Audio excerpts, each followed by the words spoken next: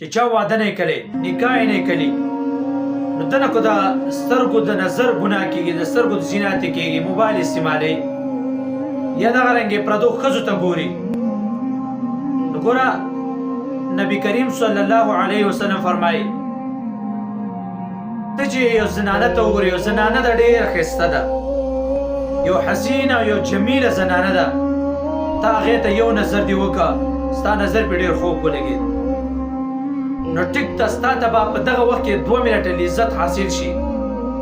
خو لیکن وروسته به یې سړی خفه وي چې هلکه دا مې ته ولې وکتل یو دویمه دا چې دغه زنانه ته وګورې نو الله رب العزت په همدنه خفه شي پردۍ زنانه ته دې وکتل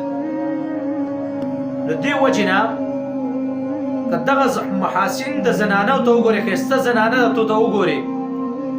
یو نظر دې پرېوت او ډایرکټ نظر بل طرف ته وایې ډایرکټ بل خط ته وګورې نو پیغمبر علیه الصلاة والسلام فرمایي الله رب العزت په تا ته داسې عبادت پر د نصیبه کړي چې د دغه زنانه په کتلو چې تا ته څومره یو لذت او یو خوند حاصلېده په دې په لسچنده به تا ته حاصل شي الله عبادة یجد حلاوتها الله رب العزت په ته داسې عبادت تعالی به داسې توفیق درکړي چې یجد حلاوتها د هغې خوند او مزه به د دې ډېره زیاته سوی وي نو د دې وجې نه موبایل کې ته زنا کې موبایل ته ګورې نو موبایل غلط مه استعمالوه پردو زنانو ته مه ګوره خو یو نظر دې به پرېوت دویم نظر بیا واړوه ګورو ته مه چې نظر پکې خښ کې